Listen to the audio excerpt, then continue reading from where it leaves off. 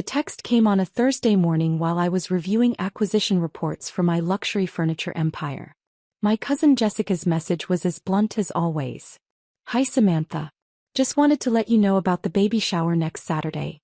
Don't worry about bringing gifts. Honestly, you probably can't afford what we want anyway. The registry is all high-end designer items for the nursery. Just come and enjoy the party. Hugs and kisses."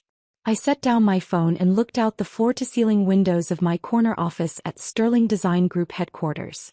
For 5 years, my family had assumed I was barely surviving as a furniture store clerk, completely unaware that I owned the largest luxury furniture manufacturing and retail empire on the West Coast. Sterling Design Group controlled 17 high-end furniture stores, 3 custom manufacturing facilities, and an exclusive interior design service that catered to celebrities, tech billionaires and Fortune 500 executives. Our annual revenue hit $847 million last year, and our custom nursery division alone generated more profit than most furniture chains' total sales. But to my family, I was Samantha the failure who never went to college and worked retail. "Okay," I texted back simply. "See you Saturday." Then I picked up my phone and called Marcus, my head of custom manufacturing. "Marcus, I need a rush order for this weekend. Pull out all the stops." The assumptions about my life started 6 years ago when I moved out of my parents' house to start my business. I'd saved $47,000 from working various jobs through high school and community college, and I used that money to buy my first distressed property, an abandoned furniture warehouse in the industrial district. While my cousins Jessica and Michael were pursuing expensive 4-year degrees and taking unpaid internships, I was learning the furniture business from the ground up. I spent my days refinishing antique pieces, studying design trends, and building relationships with craftsmen who'd been pushed out of work by cheap mass production. My family saw me covered in sawdust, driving a beat-up pickup truck and working 16-hour days. They assumed I was struggling. "Samantha's going through a rough patch," I'd overhear Mom explaining to relatives. "She's trying to make it work with some little furniture project, but it's not really going anywhere." Jessica, 5 years younger than me, graduated from USC with a business degree and immediately landed a marketing coordinator position at a tech startup. Michael got his finance degree and joined an investment firm as an analyst. Both of them rented trendy apartments, leased luxury cars, and documented their successful young professional lives on social media. I, meanwhile, was living in a small apartment above my workshop, driving a truck filled with furniture samples, and wearing thrift store clothes covered in wood stain. What they didn't see was the business growing exponentially behind the scenes. Within 18 months, I'd renovated the warehouse into a showroom and workshop that caught the attention of several high-end interior designers. My custom pieces, handcrafted furniture that combined traditional techniques with modern aesthetics, started selling for prices that shocked even me. A coffee table I'd built for $400 in materials sold for $3,200. A dining set that cost me $1,100 to make brought in $8,500. A custom entertainment center generated a $12,000 profit. By year 2, I had 6 full-time craftsmen working for me and a waiting list of clients. By year 3, I'd opened my first retail location in the design district. By year 4, I owned 4 stores and was manufacturing furniture for other luxury retailers across 3 states. But I maintained the same modest lifestyle. Same small apartment, same work truck, same simple clothes. My family's assumptions about my struggles became a convenient cover for building an empire they couldn't imagine. The real irony was that Jessica and Michael, despite their impressive degrees and professional jobs, were constantly stressed about money. Jessica lived paycheck to paycheck in her expensive apartment, making minimum payments on $67,000 in student loans. Michael drove a leased BMW he couldn't actually afford and regularly borrowed money from his parents to cover his credit card bills. Yet they pitied me for my failure to launch. Jessica's pregnancy announcement 6 months ago had triggered the family's protective instincts. She and her husband David, a software engineer, were struggling to afford the perfect nursery she'd envisioned for their first child. "Everything for babies is so expensive," she complained during Sunday dinner at our aunt's house. "A decent crib costs $800 minimum. The good car seats are $400. Don't even get me started on the rocking chairs and changing tables. You have to invest in quality for children," Aunt Patricia advised. Safety and durability are worth the extra cost. I know, but David and I are already stretched thin with the mortgage and my student loans. I want our baby to have beautiful things, but everything I like is way out of our budget. That's when the family looked at me with that familiar mixture of sympathy and condescension. Maybe Samantha could help you find some nice pieces, Mom suggested gently. She knows about furniture and I'm sure she could point you toward some affordable options.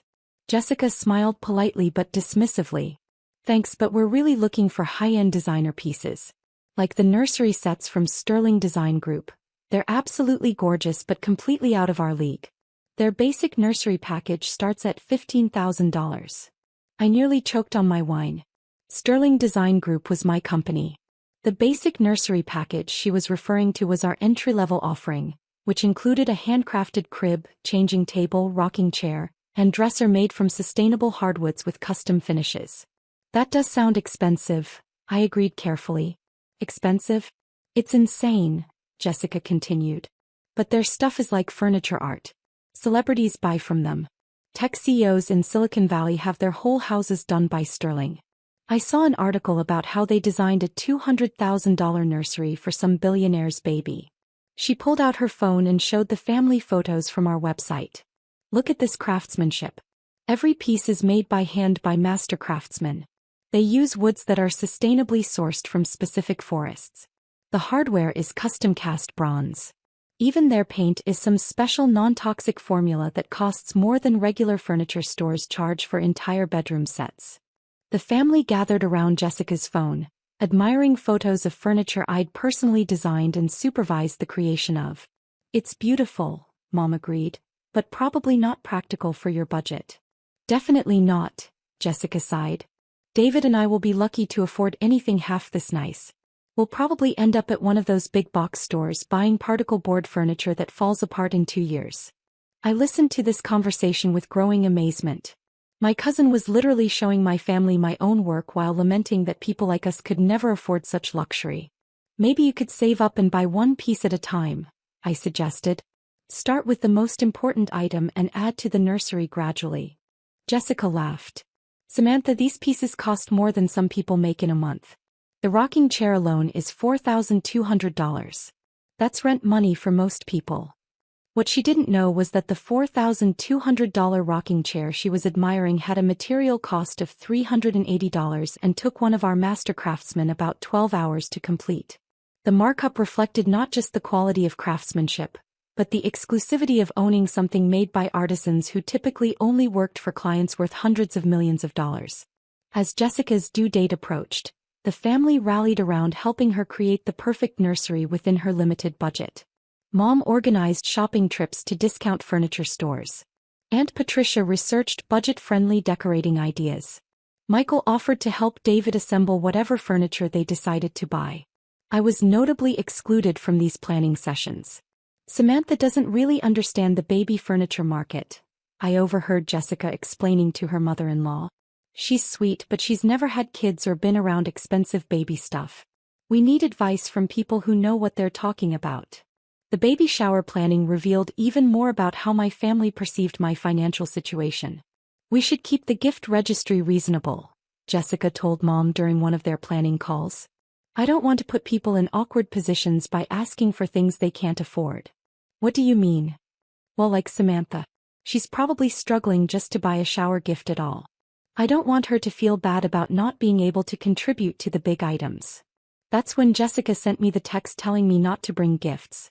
The message was meant to be kind, a way to spare me the embarrassment of showing up empty-handed or buying something obviously cheap.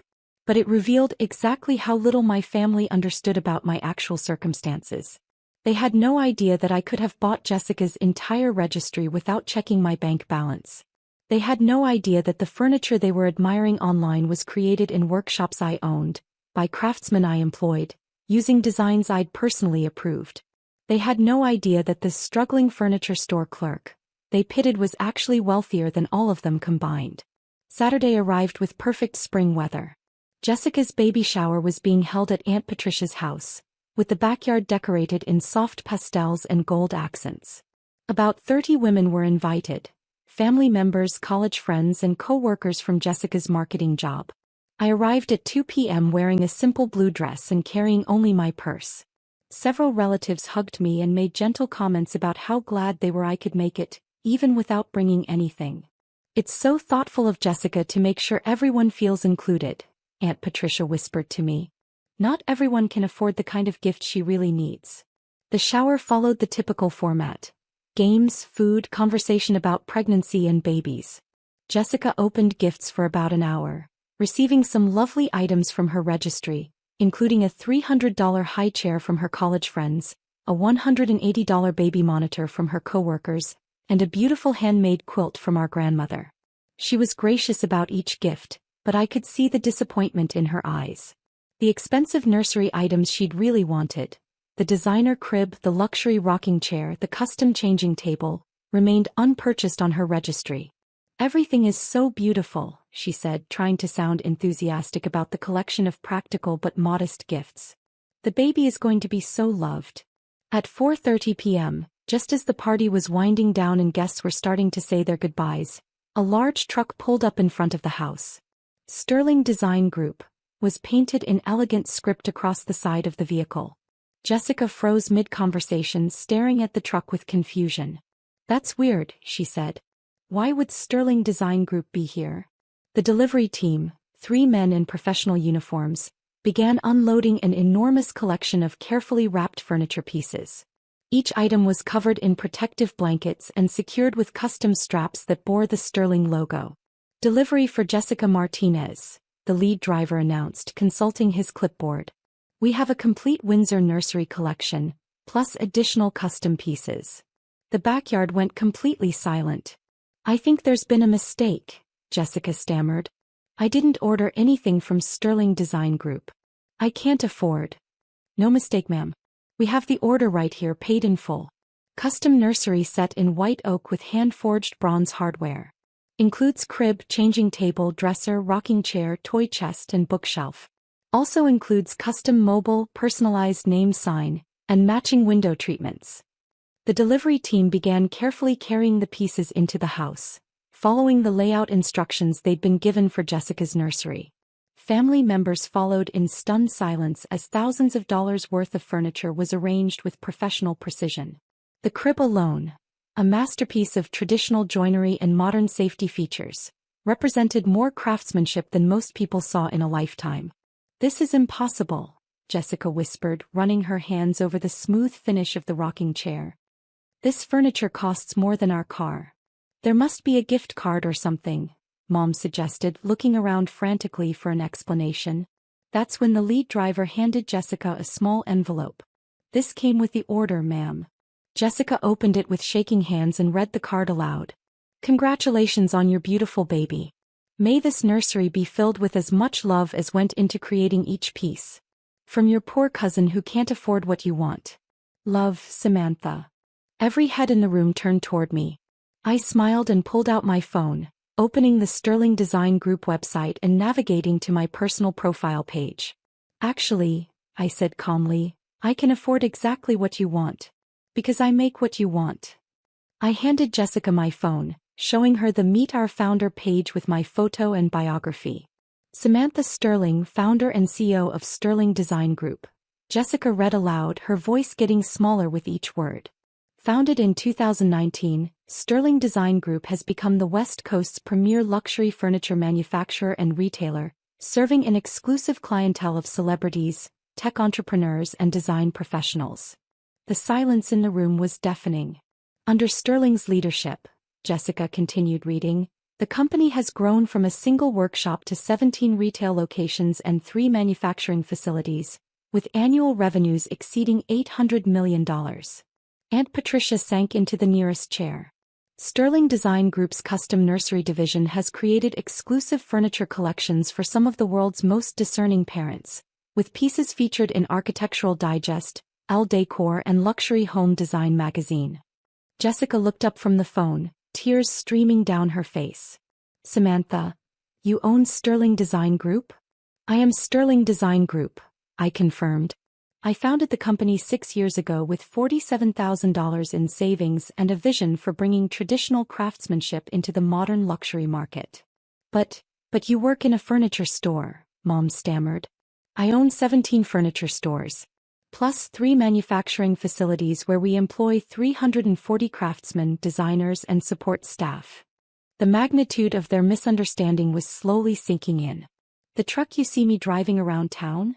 I continued. It's for delivery and quality control visits to our retail locations. The little apartment I live in?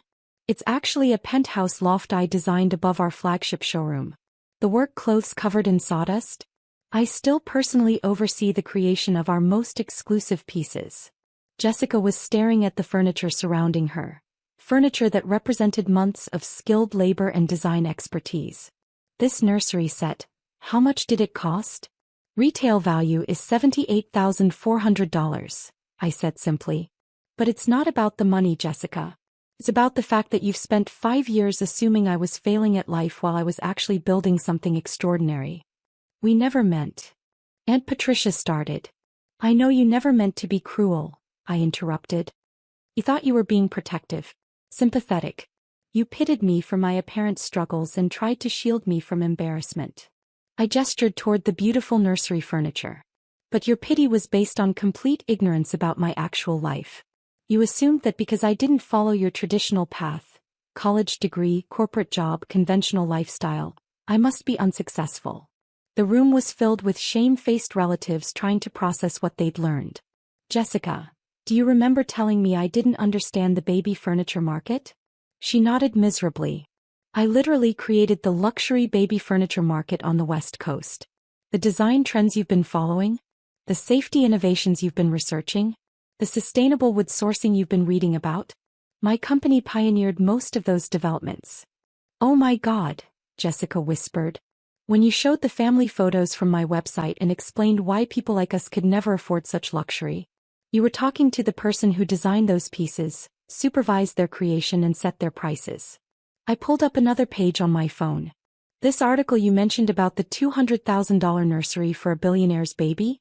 I personally managed that project. The client was a tech CEO whose company you've probably heard of. His wife wanted a nursery that incorporated elements from their childhoods in different countries. So we sourced woods from sustainable forests in 5 different nations and incorporated traditional joinery techniques from 3 different cultures.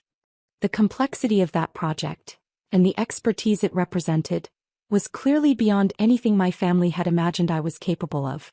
But why didn't you ever tell us? Mom asked. Because you never asked, I said simply. You made assumptions and then treated those assumptions as facts. When I tried to offer advice about furniture or design, you dismissed it because you thought I was just a retail clerk. We feel terrible, Jessica said through her tears. Don't feel terrible. Feel curious.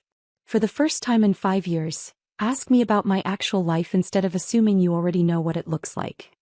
The conversation that followed lasted another 2 hours. Family members wanted to understand how I'd built such a successful business while they thought I was struggling. They asked about my design process, my manufacturing techniques, my client relationships.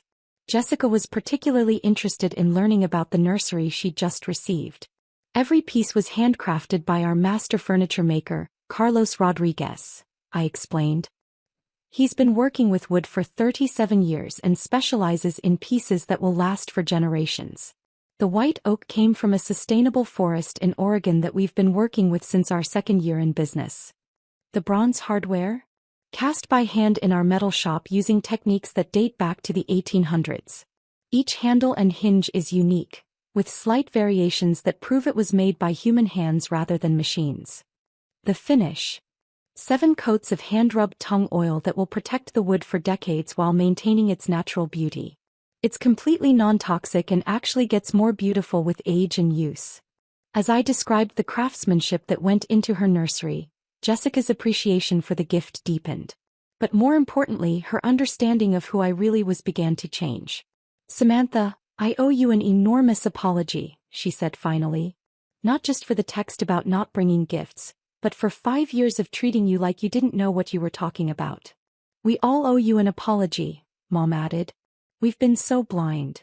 You weren't blind, I corrected. You were making logical assumptions based on limited information.